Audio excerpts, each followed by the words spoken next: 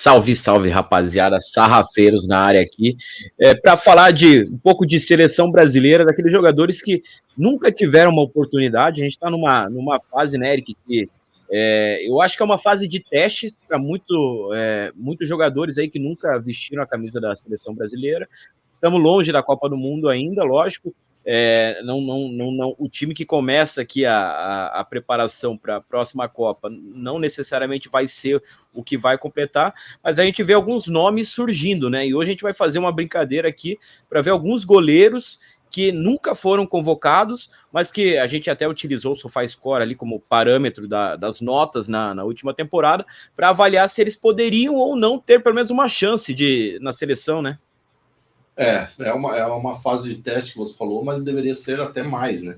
Ainda é muito pouco, são poucos os nomes aí que vão aparecendo, especialmente nessa posição de goleiro, não está aparecendo ninguém, né? Leva um cara do Sub-20 que ainda nem tem uma carreira profissional propriamente dita, só porque estava no grupo ali do técnico interino, mas tem muita possibilidade, tem muito nome para ser testado, Mas tem igual, alguns nomes novos que estão ali que não... Esses caras que a gente vai trazer aqui, para mim, mereciam pelo menos uma chance, mais chance do que o goleiro do Sub-20, que já está trabalhando na seleção Sub-20, né? O próprio titular dele merece mais chance do que ele, né? Então é bem questionável. Mas até o que você falou, alguns nomes surgindo, são poucos e são questionáveis, que a gente sempre fala do Rony, né? Porque é um cara que certamente não vai estar na Copa do Mundo, não tem por que ser, entre aspas, testado, até porque já foi também, pelo menos uma vez, não teria por que ir de novo. Mas quando o assunto é goleiro, tem muita coisa, tem muito nome a ser explorado, tem muita falha, tem pouquíssima chance, não só nesse ciclo, o início agora, mas até no ciclo anterior. Era uma posição muito mal explorada, né? Lógico que o Brasil é bem servido ali, né? Nos nomes atuais, mas a transição nunca foi pensada, né? E tá ficando tarde. Não, vamos colocar aqui então 4 nomes aí que a gente selecionou pela nota do SofaScore, né? Aí a gente vai analisar se merecia ou não ter uma chance, né? Vamos começar pelo João Paulo aí, que tem a maior nota aí do SofaScore, entre os goleiros brasileiros aí nunca chamados para a seleção brasileira, que querendo ou não, na minha opinião, o João Paulo é o cara que segura o Santos lá, evita que o Santos está numa fase também deplorável, e mesmo assim, acho que também isso faz com que o João Paulo trabalhe mais e seja mais visto, né? Mas eu já começo discordando, assim, né? E não é raro as cornetadas aqui, talvez seja o nosso papel principalmente, mas para mim já é meio absurdo o João Paulo ter a maior nota, assim. Eu acho que ele é um goleiro bem superestimado. Para mim ele é uma escola Cássio de goleiros que se defende bola fácil e faz parecer difícil porque é espalhafatoso. Cara, Não mas me passa segurança e não tem uma boa idade também, né? 27, né? Conseguiria, eu acho que talvez entrar no ciclo. Consegue jogar um ciclo, mas aí ele já teria que ter nível para ser titular e ele não tem. Eu assisti um jogo até do meu Coritiba contra o Santos em Copa do Brasil do ano passado, que esse cara fechou o gol de uma forma, aquelas bolas que você já tá pronto para gritar gol, o cara foi lá e pegou. Alguns jogos do Santos que eu assisto, ele sempre é o destaque, não concordo ali que ele dificulte a defesa, mas, cara, toda a bola estoura nele, né? Então ele vai sempre tá brilhando. Mas o próximo nome aí é um goleiro que já tá... Só antes ali, no João Paulo ainda, acho que esse ponto aí ele é muito genérico, assim, sabe? Até se a gente parar para assistir e levantar histórico, até o Muralha tem jogos bons. Então isso não é muito parâmetro, né? Agora, em relação a ele ser sempre o destaque, entra nessa questão de critério que eu comentei. Eu acho que é uma boa vontade muito grande que existe com ele, como existe com o Cássio também, que eu comparei. Eu acho que eles são bem comparáveis. Eu acho que a versão mais nova do Cássio é o João Paulo, porque é um cara que, para mim, não passa segurança, é um cara que é sempre exaltado por defesas fáceis, defesas regulares, defesas muitas vezes até obrigatórias. Eu vejo o Cássio mesmo é exaltado como um grande pegador de pênalti, mas é um cara que tem decisão de pênalti para participar toda hora, então tudo é número absoluto. Essas questões de cartola, SofaScore também muitas vezes são subjetivas, defesas difíceis e tal, não necessariamente são. Tem goleiros que de fato fazem parecer difíceis defesas que não deveriam ser. É o contrário do Everton, do Palmeiras, por exemplo, que se posiciona muito bem, é um cara muito seguro, então às vezes parece que ele nunca faz defesa difícil, porque ele faz parecer fácil, mas ele é muito seguro, né? E isso é o mais importante. Mas então você acredita que o João Paulo não mereça nenhuma chance para como terceiro goleiro que seja, não sei. Assim, para terceiro goleiro ele não tem mais idade. E para primeiro goleiro ele não tem nível. Então eu acho que ele mereceria ter tido chance antes. E lógico, muita coisa pode acontecer. O Alisson parece estar numa decadência aí, o Ederson já não é mais tão novinho também, o Everton nem se fala. De repente, se o João Paulo engrena aí uma fase espetacular, começa a se tornar um goleiro mais seguro, até porque o próprio Everton, que a gente usa como referência, é um cara que começou a se destacar e realmente ter essa segurança como goleiro já numa idade mais avançada, né? Então, sim, se ele começa a ter um nível mais alto dentro do futebol brasileiro, ele começa a se colocar entre os melhores, óbvio, pela nota do SofaScore ele já é, mas isso para mim me parece subjetivo. Na minha opinião, ele não é.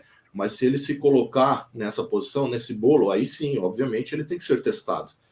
Mas aí é para nível de titular. Para terceiro goleiro não tem sentido. O cara já tem 27 anos, vai ter mais de 30 na Copa do Mundo, não tem porquê.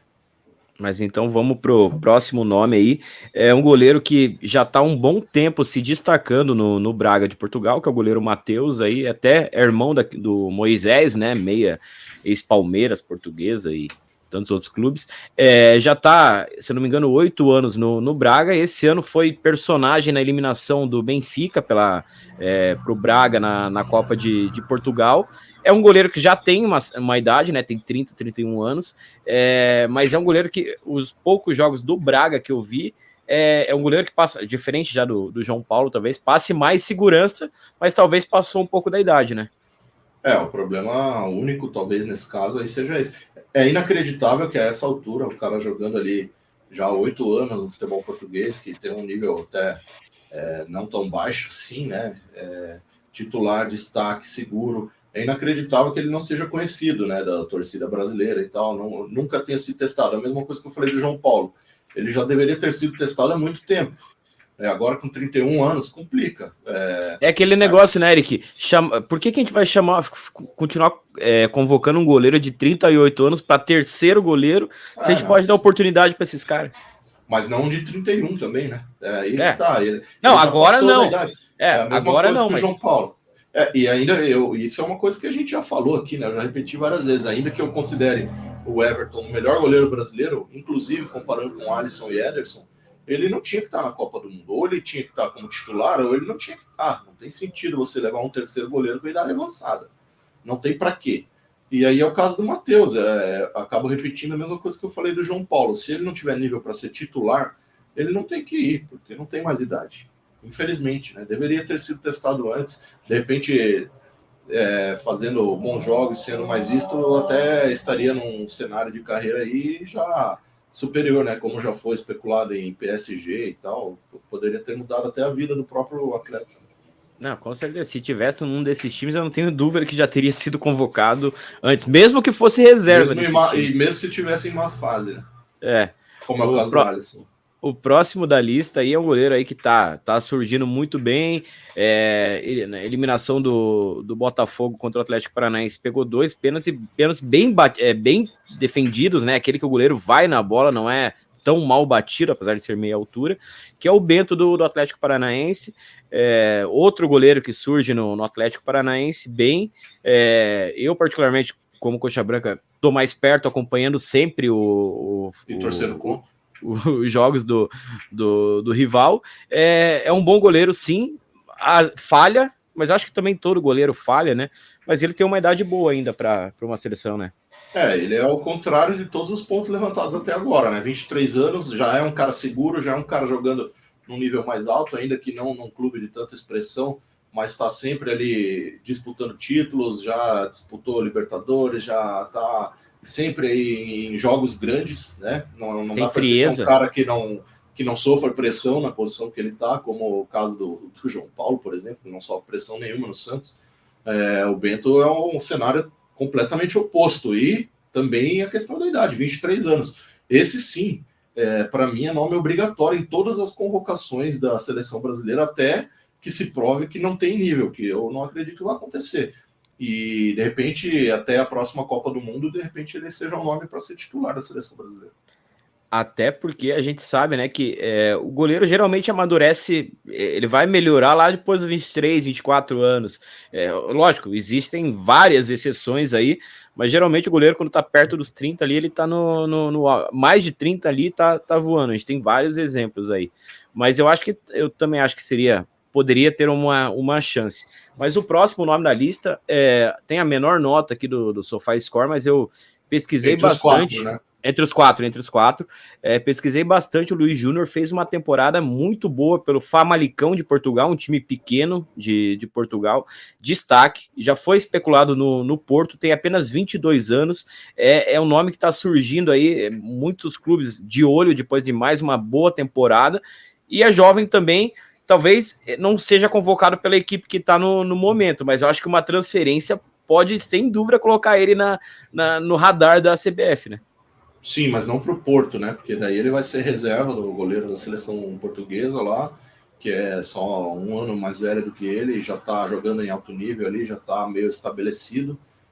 Eu acho que é um nome para entrar no radar, sim. Acho que, como você disse, concordo, está num time sem expressão ainda, que não faz grandes jogos, não sofre tanta pressão. Ainda que esteja na Europa, não significa muita coisa. Mas é um cara jovem, é um cara que tem se destacado já. Segunda temporada no Famalicão. E foi revelado no Mirassol, né? Esse projeto bacana que tem o Mirassol lá, uma estrutura invejável, né? Sim, muitos times grandes não têm a organização e o profissionalismo que tem ali, né? Mas ainda acho cedo, não tanto pela idade, a idade acho que é ideal para começar a ser testado, mas o momento ali, o time e tal, e penso também que uma transferência para o Porto seria negativa para ele nesse momento, porque ia virar um neto ali, né? Um goleiro neto, não o craque. Mas a gente sabe como... Reserva, né? Mas a gente sabe como que é em Portugal, né? É sempre assim, o goleiro, o Porto, o Benfica e até o Sport, eles monopolizam ali, eles trazem o cara, mesmo que seja para ser reserva, e aí é do jogador, do empresário, ter a consciência do que vai ser melhor para a carreira do Luiz Júnior. Eu acompanhei alguns vídeos aí no YouTube, a gente não acompanha os jogos do Famalicão, né? Nem tem como, mas é um bom goleiro, 1,92, um goleiro alto, que espero que tenha uma chance aí na seleção no futuro próximo, como a gente falou aqui antes, né? São testes que eu acho que devem ser feitos, né, em amistosos, são para isso. Mas e fora isso, entre no radar, né? Como o próprio próximo jogo aí, os próximos 2 jogos são absolutamente ridículos, não teria porquê tá nem Alisson, nem Ederson e nem o Everton ali. Podia muito bem botar todos esses aí, tirando o Matheus, talvez, que é o mais velho, pode levar João Paulo, Bento e Luiz Júnior para botar no radar e testar. Bota o Bento para jogar e ver o que acontece. E não adianta convocar e o cara nunca jogar, né? Daí é complicado. Mas fora esses nomes aí, tem outros nomes aí que te agradam, que você acredita que mereçam pelo menos uma oportunidade na seleção? Sem dúvida. O principal para mim, acho que hoje é o Lucas Perry do Botafogo, né?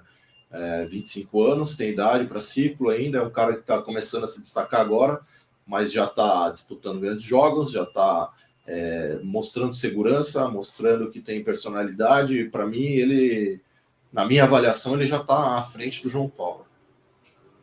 Só ele? Mais alguém? Teria o Léo Jardim também, mas acho que ainda é uma amostra pouca. Ele está talvez sendo bem exposto pelo mesmo motivo que você citou do João Paulo no Santos. O time está muito mal, às vezes o goleiro acaba sendo mais exigido, só que ele também já tem 27 anos, então é um pouco mais velho do que os outros, tem a mesma idade do João Paulo aí.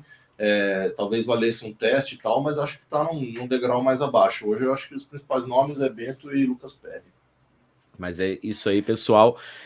Não esqueça de deixar seu like, se inscrever no canal aí para estar ajudando o Sarraveiros a estar sempre crescendo. E comenta aí que outros goleiros aí, vocês gostaram da lista primeiro e que outros goleiros também mereciam uma chance. Goleiros que não são chamados, né? Não os tradicionais aí, uma chance na nossa seleção brasileira. É isso, rapaziada. Tamo junto. Até o próximo.